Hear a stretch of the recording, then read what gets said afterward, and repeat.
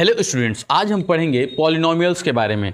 देखो, ये एनसीईआरटी का चैप्टर 2 है और ये आपके बोर्ड में आने वाला सबसे इंपॉर्टेंट चैप्टर मान सकते हैं आप इसको, क्योंकि पॉलिनोमियल एक बहुत बड़ा सेगमेंट कवर कर सकता है।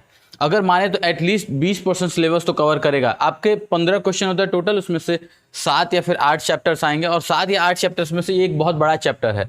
तो मैं चाहूँगा कि आप इसके बेसिक्स को जरूर क्लियर करें, क्योंकि एमसीक्यूज में बेसिक सबसे ज़्यादा इंपॉर्टेंट होता है, क्योंकि उसमें फंडामेंटल क्वेश्चन ही पूछेगा। बहुत बड़ा बड़ा इक्वेशन सॉल्व नहीं कराएगा आपके जनरल पेपर की तरफ, लेकिन उसमें बेसिक्स का नॉलेज आपका होना बहुत ज़रूरी है। इसलिए हम देखते हैं सबसे पहले इसमें क्या क्या चीज़ें होती हैं और जो भी बेसिक्स फंडामेंटल्स है उसको हम एक बार पढ़ने की कोशिश करते हैं।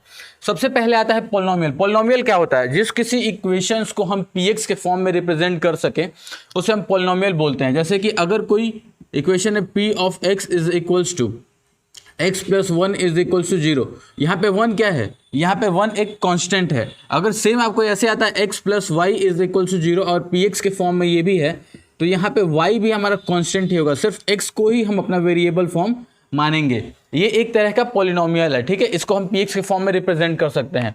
उसके बाद आता है types of polynomial. Types of polynomial पढ़ने से पहले हम पढ़ते हैं डिग्री ऑफ पॉलिनोमियल, क्योंकि जो टाइप्स ऑफ पॉलिनोमियल है वो डिग्री ऑफ पॉलिनोमियल पे ही 100% बेस्ड होता है। अब डिग्री ऑफ पॉलिनोमियल क्या होता है? किसी चीज़ की डिग्री क्या होती है? कितने बार अकर्ड किया है वो उसकी डिग्री है। तो जो भी हमारा इक्वेशन बनता है, जैसे हमारा x प्लस 1 बना है, यहाँ पे x की मैक्सिमम पावर क्या है? 1। x की मैक्सिमम पावर है 1, तो यहाँ पे हम डिग्री क्या लेंगे? इसकी डिग्री आती है हमारी 1। ओके, ऐसे ही अगर हमारे पास कोई इक्वेशन आता है जिसमें x square plus 2x plus 1 हो, यहाँ पे x की मैक्सिमम पावर क्या है?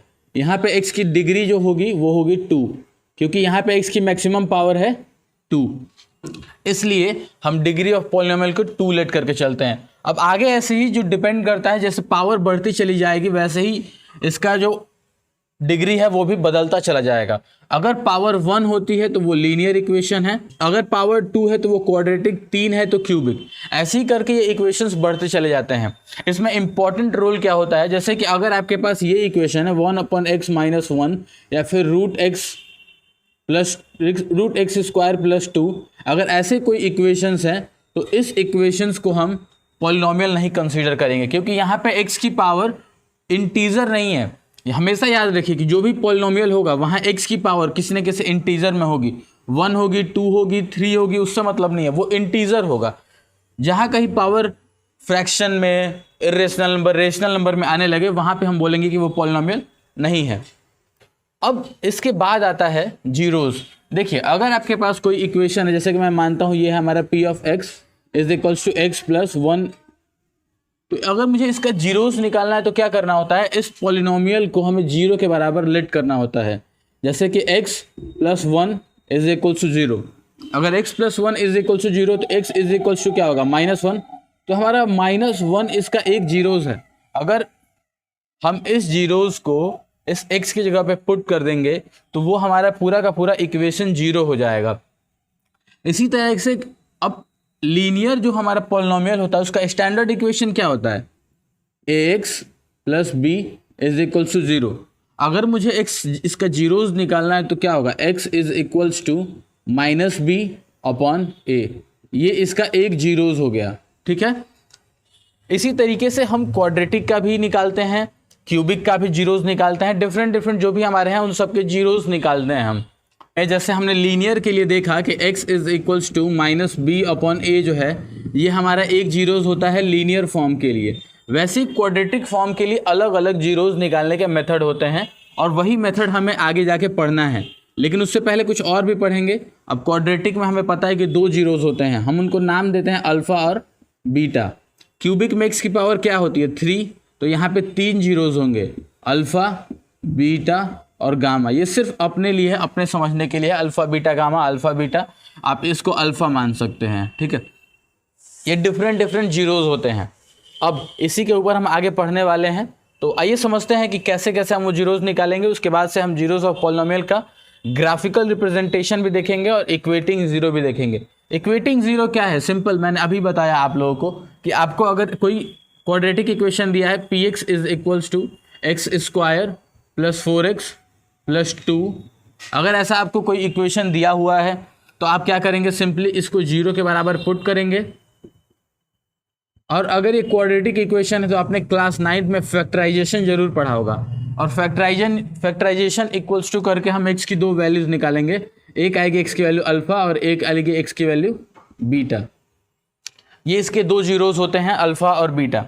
ये डिफरेंट हम फॉर्मूलेज आगे पढ़ने वाले हैं, ग्राफिकल रिप्रेजेंटेशन से हम कैसे जीरोज निकाल सकते हैं हम ये भी देखेंगे। अगर मैं किसी लाइन की इक्वेशन बनाता हूँ वो कैसे होगी, किसी ना किसी इस कार्टेशियन प्लेन पे ही होगी। ये हमारा पॉजिटिव एक्स एक्सिस है और ये हमारा पॉजिटिव वाई एक्सिस है, ठीक है। अगर मैं कोई लाइन ड्रॉ करता हूँ और वो लाइन इसी तरीके से कुछ ड्रॉ हो सकती है, या फिर इस तरीके से ड्रॉ हो सकती है, या फिर इस तरीके से ड्रॉ हो सकती है। ये मानता हूँ मैं मेरी लाइन L1 है, ये L2 है और ये L3 है।